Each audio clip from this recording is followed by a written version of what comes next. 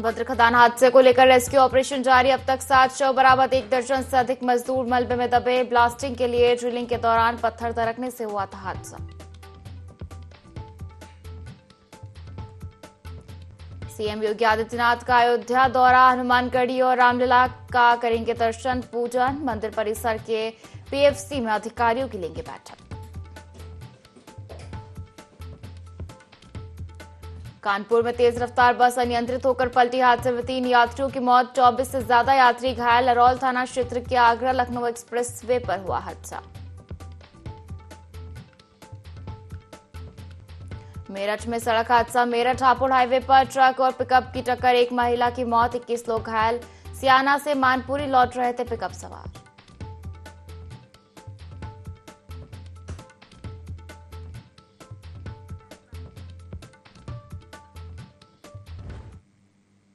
नमस्कार, बहुत स्वागत है आपका। यूपी लाइव देख रहे हैं आप और मैं हूं आपके साथ पायल। बुलेटिन की शुरुआत करेंगे और सीधे गोरखपुर का रुख करेंगे, जहां क्षेत्रीय विधि विज्ञान प्रयोगशाला के नवीन भवन का लोकार्पण किया गया। सीएम योगी आदित्यनाथ ने लोकार्पण किया। उपस्थित बहनों और भाइयों, आज यह पूर्वी उत्तर प्रदेश के लोगों को विधि विज्ञान प्रयोगशाला की एक नई सौगात प्राप्त हो रही है। इसकी उपयोगिता क्या है, यह आपने अभी हमारे पूर्व वक्ताओं के मुंह से सुना भी है। मुख्य रूप से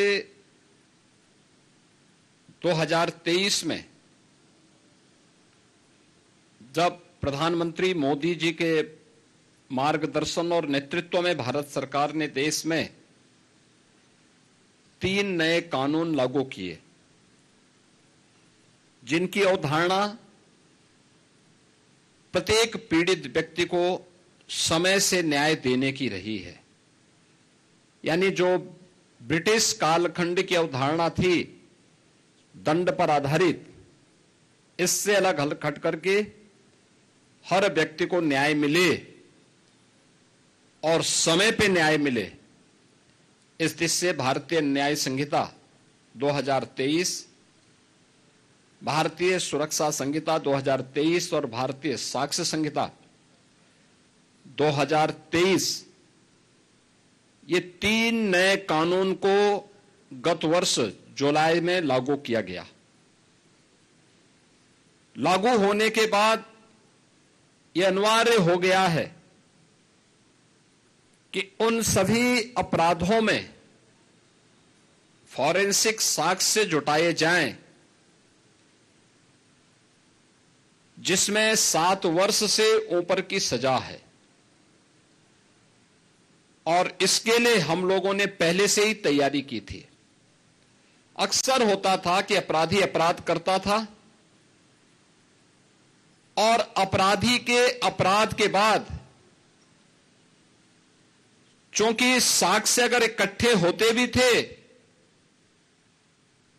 तो उस अपराधी को सजा इसलिए नहीं दे पाते थे क्योंकि अच्छी लैब्स नहीं थी। लैब्स के अभाव में अपराधी बच जाता था। हम लोग जब 2017 में आए थे, देश की सबसे बड़ी आबादी के राज्य में 4 लैब मात्र थे। हमने उसी समय इस बारे में निर्देश जारी किए कि कम से कम रेंज स्तर पर, यानी कमिश्नरी स्तर पर हमारे पास एक एफएसएल लैब होनी चाहिए। और इसके लिए प्रयास प्रारंभ हुए और मुझे बताते हुए प्रसन्नता है कि हमने 8 वर्ष में 4 लैब को बढ़ा करके 12 करने में सफलता प्राप्त की। 18 कमिश्नरी उत्तर प्रदेश में हैं, हर कमिश्नरी में एक लैब हो। उसके लिए हम लोगों ने 6 अन्य स्वीकृत करके वे आज निर्माणाधीन हैं। यानी 18 ये सभी लैब बन जाएंगे तो 18 लैब्स हमारे पास प्रदेश में होंगी।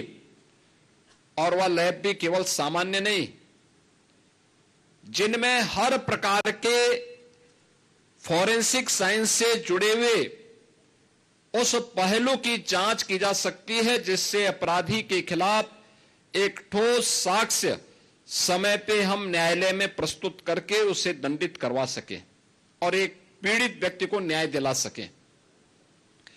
इस अवधारणा पर आधारित यह व्यवस्था प्रदेश में लागू की गई और इसके लिए हर एक जनपद में व्यवस्था की गई कि वहां पे मोबाइल फॉरेंसिक लैब भी दिए जाएं। 75 जनपद हैं प्रदेश में।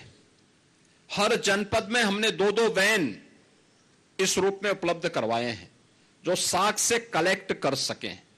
अब ऐसा नहीं कि कोई व्यक्ति अपराध करेगा, पीड़ित भटक रहा है, वर्षों से वह तड़प रहा है, अपराधी मौज मस्ती कर रहा है क्योंकि उसके खिलाफ साक्ष्य नहीं है और इसलिए वह बच निकलता है, लेकिन अब बचेगा नहीं क्योंकि अपराध होने के कुछ ही घंटे के अंदर उसके खिलाफ पुख्ता साक्ष्य होगा और साक्ष्य के साथ साथ लैब भी होगी जहां पे एक्सपर्ट बता देगा कि हां यह इस व्यक्ति से मिलता जुलता है और इस व्यक्ति ने यह अपराध कारित किया है।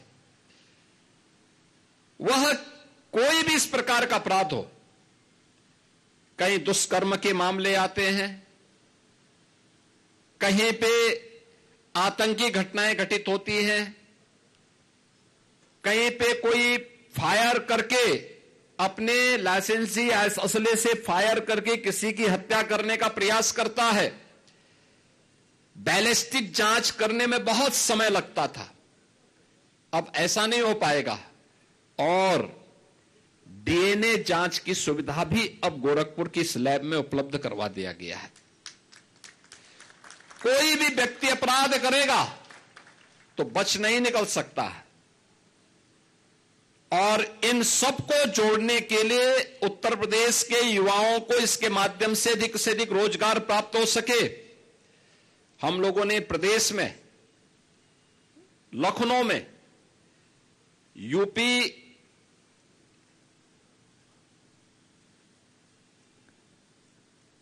स्टेट फॉरेंसिक इंस्टीट्यूट का गठन भी किया है। उसमें हमने अलग अलग पाठ्यक्रम भी तैयार किए हैं, सर्टिफिकेट कोर्स। ये जितने भी कलेक्टर होंगे यानी जितने भी कलेक्शन करने वाले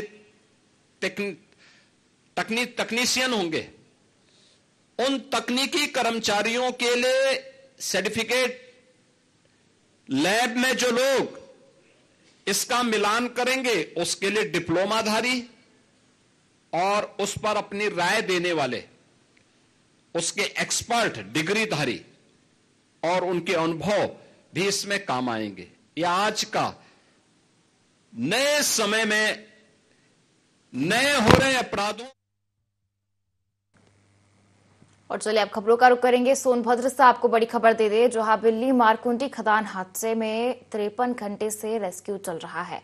रेस्क्यू ऑपरेशन में अब तक 7 शव बरामद हुए हैं। बरामद शवों में 6 की पहचान हो चुकी है। एक शव शत विशत होने से पहचान नहीं हो सकी है। घटनास्थल पर उच्च अधिकारी लगातार मौजूद है। सुरक्षा की दृष्टि से गैर जिलों के पुलिस कर्मियों की भी तैनाती की गई है।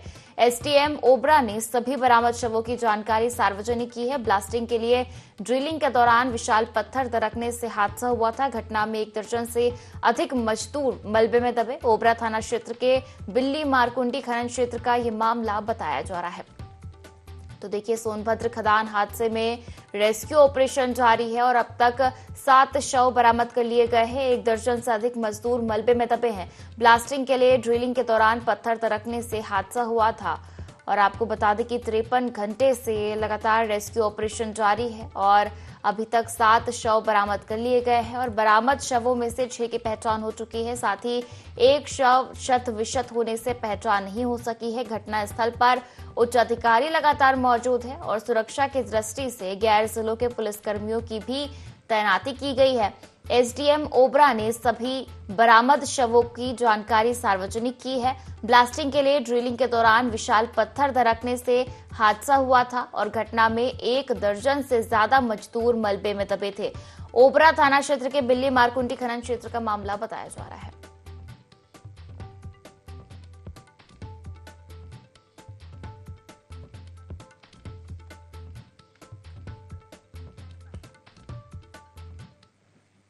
और चलिए खबरों में आगे बढ़ेंगे, जहां अयोध्या से बड़ी खबर है। मुख्यमंत्री योगी आदित्यनाथ का दौरा है। दोपहर 2:30 बजे रामकथा पार्क के हेलीपैड पर सीएम पहुंचेंगे। सीएम योगी हनुमानगढ़ी रामलला का दर्शन पूजन करेंगे। मंदिर परिसर के पीएफसी में अधिकारियों की बैठक लेंगे। साकेत महाविद्यालय हेलीपैड का निरीक्षण करेंगे। 5 बजे एयरपोर्ट से लखनऊ के लिए रवाना होंगे। तो देखिए अयोध्या से ये बड़ी खबर, जहां मुख्यमंत्री योगी आदित्यनाथ आज दौरा करेंगे। दोपहर 2:30 बजे रामकथा पार्क के हेलीपैड पर सीएम पहुंचेंगे और सीएम योगी हनुमानगढ़ी रामलला का दर्शन पूजन करेंगे। मंदिर परिसर के पीएफसी में अधिकारियों की बैठक लेंगे। साकेत महाविद्यालय हेलीपैड का निरीक्षण भी करेंगे। तो देखिए मुख्यमंत्री योगी आदित्यनाथ अयोध्या दौरे पर रहेंगे और दोपहर 2:30 बजे रामकथा पार्क के हेलीपैड पर पहुंचेंगे। इसके बाद सीएम योगी हनुमानगढ़ी रामलला का दर्शन पूजन करेंगे और मंदिर परिसर के पीएफसी में अधिकारियों की बैठक लेंगे।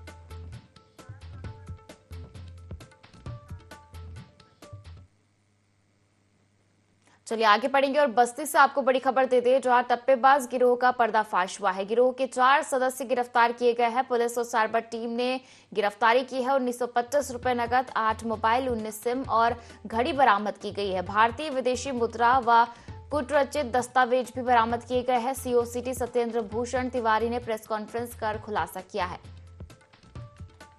तो देखिए बस्ती से एक खबर, जहां टप्पेबाज गिरोह का पर्दाफाश हुआ है। गिरोह के 4 सदस्य गिरफ्तार किए गए हैं। पुलिस और साइबर टीम ने गिरफ्तारी की। 1925 रुपए नकद, 8 मोबाइल, 19 सिम और घड़ी बरामद की गई है।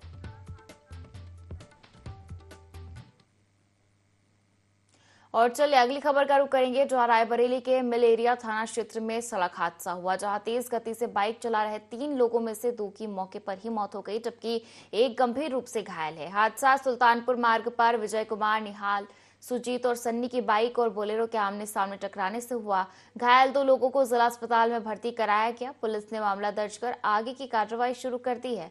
बाइक सवार नशे में थे, जबकि बोलेरो का ड्राइवर फरार है।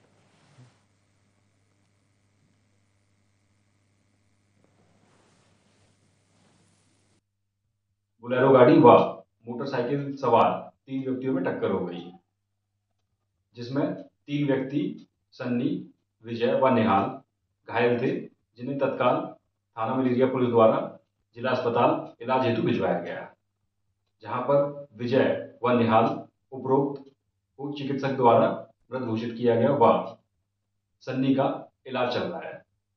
थाना मिल एरिया द्वारा अग्रिम विधिक कार्रवाई की जा रही है। और उधर मैनपुरी में वाहन चोरी की बढ़ती घटनाओं के बीच पुलिस ने बड़ा ऑपरेशन किया। एंटी व्हीकल थेफ्ट टीम और घिरोर थाना पुलिस की संयुक्त कार्रवाई में 4 वाहन चोरों को चोरी की बाइक सहित गिरफ्तार किया गया। पूछताछ में पता चला कि ये गिरोह मैनपुरी, इटावा, औरैया, फिरोजाबाद और फर्रुखाबाद में 2 पहिया वाहन चोरी में सक्रिय था। फिलहाल पुलिस मामले की जांच कर रही है। गिरोह ने और एंटी व्हीकल टीम के एक संयुक्त ऑपरेशन में 4 लोगों की गिरफ्तारी हुई है। उन 4 लोगों ने करीबन उनसे 10 मोटरसाइकिल बरामद हुए, जिसमें से 9 मोटरसाइकिल हैं जो चोरी की गई, जहां पर मुकदमे दर्ज है, जिसमें से कई जनपदों में इन्होंने चोरी करी थी, जिसमें फिरोजाबाद है, अपने मैनपुरी में 3 गाड़ियां चोरी करी थी, आगरा है, इटावा है और गौतम बुद्ध नगर से भी FIR से कुछ गाड़ियों का लिंक निकल कर आ रहा है। इन लोगों का करने का तरीका इस तरीके से था कि जो भी ऑन डिमांड ये लोग चोरी करके देते थे। अगर किसी को मान के चलिए कि मोटरसाइकिल चाहिए, स्प्लेंडर चाहिए, तो उससे 10,000 रुपये में ये लोग डील करते थे और उसके बाद जाके ये चोरी करके उसको डिलीवर करते थे। तो ये 4 लोगों का जो गैंग है, ये पहले भी कई बार जेल जा चुका है और अब ये दोबारा से सक्रिय हुआ था, जिसमें जब चोरी वोरी हुई उसी वक्त टीम हम लोगों की काम कर रही थी और फिर टीम को काफ़ी मेहनत के बाद जाके सफलता मिली है और आगे इसमें हम लोगों को आगे कार्रवाई। और कानपुर से आपको बड़ी खबर दे दे, जहां तेज रफ्तार बस अनियंत्रित होकर पलट गई। बस में 45 यात्री सवार थे। हादसे में 3 यात्रियों की मौत हुई है, 24 से ज्यादा यात्री घायल हुए। सूचना मिलते ही पुलिस टीम मौके पर पहुंची। रेस्क्यू कर सभी को निकाला गया बाहर और पुलिस ने सभी घायलों को सीएचसी बिल्हौर में भर्ती कराया है। डॉक्टरों ने प्राथमिक उपचार के बाद 15 गंभीर घायलों को हैलेट हॉस्पिटल रेफर किया है। हादसे के बाद चालक और क्लीनर मौके से भाग निकले। बस में यूपी, बिहार, हरियाणा और दिल्ली के यात्री सवार थे। अरौल थाना क्षेत्र के आगरा लखनऊ एक्सप्रेसवे पर हादसा हुआ।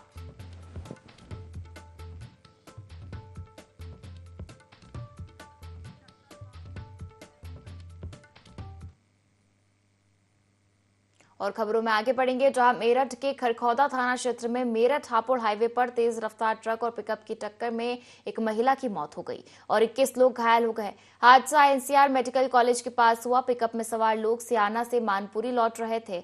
टक्कर इतनी तेज थी कि पिकअप कई मीटर दूर पलट गई। घायलों को तुरंत एनसीआर मेडिकल कॉलेज में भर्ती कराया गया। एसएसपी मेरठ डॉक्टर विपिन टांडा और एसपी ट्रैफिक राघवेंद्र मिश्रा ने घटनास्थल और अस्पताल जाकर हालचाल जाना।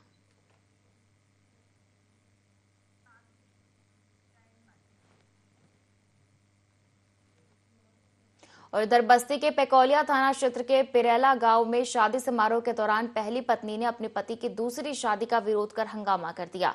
गुजरात से पहुंची रेशमा ने जयमाला के दौरान पति पत्नी के सामने शादी का विरोध किया, जिससे मंडप में अफरा तफरी मच गई। रेशमा ने डायल 112 पर फोन कर पीआरबी को सूचना दी। जांच में पता चला कि रेशमा और पति की शादी कोर्ट में हुई थी और उनके पास वैवाहिक प्रमाण पत्र मौजूद है। पुलिस ने हंगामा बढ़ने पर पेकौलिया थाने को सूचना दी और उचित कार्रवाई का भरोसा दिया।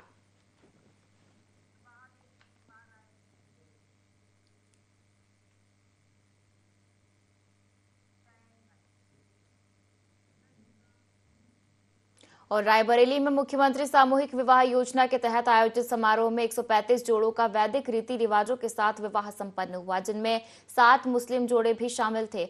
गरीब परिवारों की बेटियों के विवाह को सरल, सम्मानजनक और सुरक्षित बनाने वाली यह योजना सामाजिक समरसता का प्रतीक मानी जा रही है। शहर के डायट परिसर में आयोजित कार्यक्रम में मुख्य विकास अधिकारी अंजुलता ने सभी नवविवाहितों को आशीर्वाद दिया।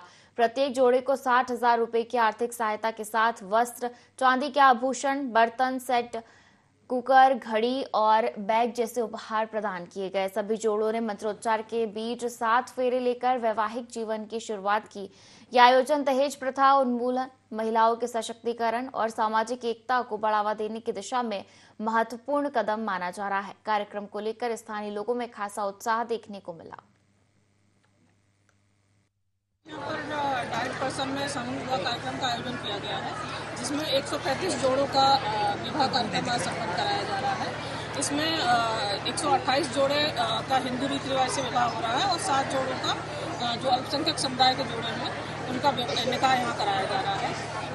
ये जो शासन की योजना है उसमें धनराशि में भी वृद्धि की गई है। पहले इसमें 51,000 रुपये धनराशि के रूप में दिया जाता था, पर इस समय इस धनराशि को माननीय मुख्यमंत्री जी द्वारा बढ़ाकर 1 लाख रुपये कर दिया गया है, जिसमें 60,000 रुपये जो कन्या है उसके खाते में डीबीटी के माध्यम से ट्रांसफर होंगे और अवशेष में से 25,000 रुपये का उनको जो सामान दिया जा रहा है उनकी गृहस्थी को सेटल करने के लिए वो दिया जा रहा है और 15,000 रुपये जो विवाहिक कार्यक्रम जो संपन्न कराने में जो सुविधाएं लग रही हैं उस पर खर्च किया। और इस बुलेटिन में फिलहाल इतना ही। आप बने रहिए IND 24 के साथ। नमस्कार।